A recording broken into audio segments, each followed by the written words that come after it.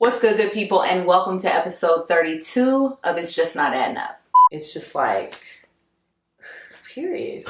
Like, I'm OBO, and over the years I've noticed gay is a scary word for a lot of people, which is wild because it's just gay.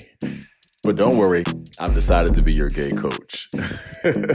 Everyone's talking about equality and love, but I don't know. It's just not adding up. okay, so you want me to start with my name? Sure. Okay. My name is Kesia D. I am a mental health content creator, all things beauty, all things feminist, all things black. I love it. I'm excited to have this conversation because, like we talked a little bit offline, like I feel like when it comes to like queer women, there's always been this like, what is their like space within the community? What are their experience and those kinds of things. So hopefully this conversation sheds some light on that. So in the gay community, we talk about like coming out, right? Mm-hmm. Was there a coming out for you? Definitely. I think my coming out, well, I definitely came out to my parents. I wrote them a letter. But as far as my coming out to the world, it was probably maybe the first time that I posted Raven, I guess.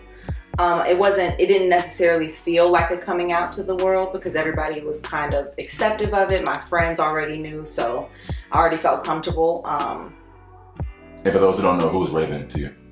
My fiance. I know that's right. Okay, cool. Yeah.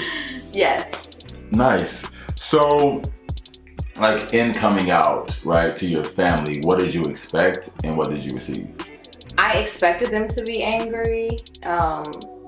I was born in Mississippi. My whole family is from Mississippi, so having such a Southern Baptist upbringing, I expected them to not have the best reaction and kind of to Bible beat, which is what they did. All my expectations were right. It was terrible. It hurt you, yeah. Yeah, it was bad. Definitely a lot of Bible beating and not really understanding. I feel like they were like really confused and not really wanting to. They didn't really want to understand because that's just not what they wanted for me. But so was that same expectation of your family the same expectation of your friends when you told them? No, not at all. Because I think that you spend the most time with your friends. You're around them the most. They know you the best of who you are whenever you're an adult. Like they really know you. So I'm like, this shouldn't change or waver who you are to me at all because you know me. We're together all the time. That makes sense. So yeah. I feel like queer women has been like sexualized, right? Like it's this idea of like girl on girl. This idea of like women being like into other women is sexy, right? Mm-hmm. And so do you feel like that has like played a part in the way you view yourself, the way in which people view you, the way in which like you establish your plight as it relates to being a lesbian or a queer woman in general? Like, what are your thoughts? I think that at first, because that is how women are. If you look at any like TV show or movie, it's always going to be the girl who is gay in that show is going to be like so sexualized, the sexiest. They're gonna have, So I think that in the beginning, I was like, okay, well, I don't want to be that, but I also want to still be able to be myself. So I think that just taking away the outside influence and just realizing that I just have to be me, and people have to realize that, I'm not this sexy beast all the time. That's just not the reality of it. Yeah. And so does that play its part in media? Like, how do you feel like you're represented when it comes to like media, social media, TV, film, all the things? Yeah. Not the best. I don't feel like it's a lot of representation, and the few examples that we do see are very, like you said, it's sexualized, or it's that studdish type woman who's really aggressive, or it's that, sexy beast like I was talking about. So I don't think it's really a lot of representation out there for us. I think we need more of just women loving women and living their everyday lives with being everyday people. Yeah. And so is there anybody you kind of like, I don't want to say idolize, but is there anybody that you look to for guidance as a woman who's in a relationship with another woman? It's a few social media figures. here in Atlanta, Seven the Stylist. I think that they have a really nice platform, the way that they love each other. It doesn't seem sexualized at all to me. I also think that, and I don't know why, but I just really like Lena Waithe. And it might be because I really like The Shy. Okay. But I just really like how she doesn't, that's not immediately what she goes to is her being gay. It's her being a writer, you know? So it's like, let's focus on what I do and not who I'm loving all the time. That's just an extra. That's just an extra thing about me. Right. And so what's funny is I remember when she kind of first came out, she had the locks. And when she cut them, she basically seemed like she was a little bit like afraid to cut them because she didn't want to like become this stud, right? She was like, I just wanted to cut my hair. And so when it comes to like being perceived as a lesbian or a queer woman, or like, that being like a look, do you think there is a look? Do you think there is like this idea of what a queer woman looks like in society? I think it is, but I think we're slowly shying away from it because I think that so many women who look like myself are cutting their hair off, like so many women are just doing different things to where it doesn't necessarily have to be this is what we look for. But if you look at, of course you're going to have, like I said, we're in the South. So of course you're going to have those older baby boomer type, that generation who's like, oh, her hair's cut, she got long dreads, she like women. Like it's just like a non-negotiable, I think. Yeah. It's set, yeah.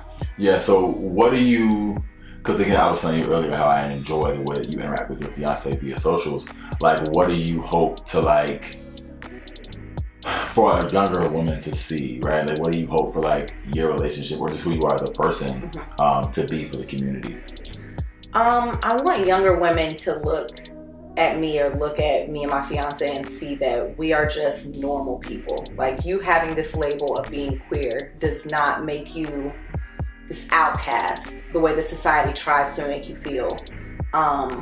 Just be yourself. Like, love who you want to love, whether that's a man, a woman, both. Whatever you want to do is what you should do, and don't worry about what outside influence has. What they have to say, don't worry about that. Just do you. Yeah, so we talked about labels earlier, and I know like you don't particularly identify with labels, right? Like, is there any backstory to why you don't, or about the pressure to? Like, talk a little bit about that. So me and my fiance came out to our parents at the same time, and she has been gay since 12, basically. Like, she knew whenever she was in elementary school that she was looking at, the little girls.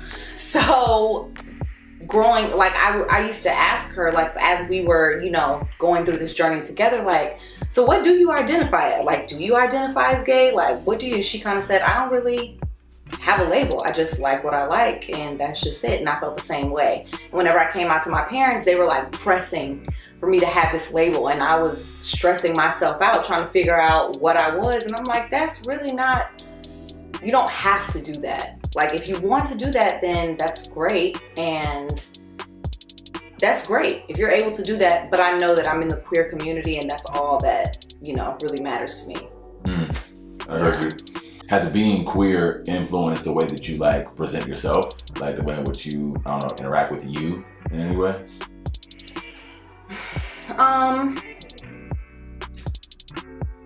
Maybe boosted my confidence in a sense, because I feel like I have to love me first and proudly and show people that for them to automatically understand that I can't be wavered. Like, my confidence can't be wavered or shaken because of the way that the world feels about the queer community. So I think if anything, it just made me more confident. Like, once I was able to like sit in this and be in a relationship that I'm secure in, it made me more confident, if anything. Your trajectory has been beautiful in the sense that you had somebody to do it with, right? Yes. Which is not always like the usual thing, right? Yes. And so, like, what advice would you give someone who may or may not have a confidant or somebody to like come out at the same time, or to walk them through it? What would you suggest them to do? I think in that space, it is important to look up people like you and people who are creating a space for the queer community. Try to find some, I don't want to say a mentor, that sounds cliche, but maybe a mentor or somebody who's in the community who can help guide you. Do your research. talk. Don't be afraid to talk about it. Like, you have to express what's going on. And me having somebody to do that with was amazing, but it is important. You have to have some type of community or village or influence. So talk about it with somebody. And if you're not just so quick to want to talk about it with somebody, just research, watch people who have platforms like you do. So what has been the most beautiful part about being just fully in your truth, being fully you? Like, what would you say, like, this, the part that just brings you the most joy? If it's Raven, you can just say that. You know, That's a big part of it. Being able to navigate life with somebody who is on the same page and wants the best for you at all times is like definitely a plus. But I also think just the self-love that comes with it. It's just like, period. Like, yeah, I'm gonna, you know, yeah. So I end all my conversations with keep creating space. Mm-hmm. So how do you think we can create more space for queer people in general, or queer women specifically? I think creating space, we can create more space for queer women by treating them just like people. Like, just don't take the sex away, take the labels away, take all that away, and just look at who people are. Whenever you meet somebody, don't be so quick to judge them off their sexual orientation. Just meet people for who they are and give everyone a fair chance. Talk to them. Like,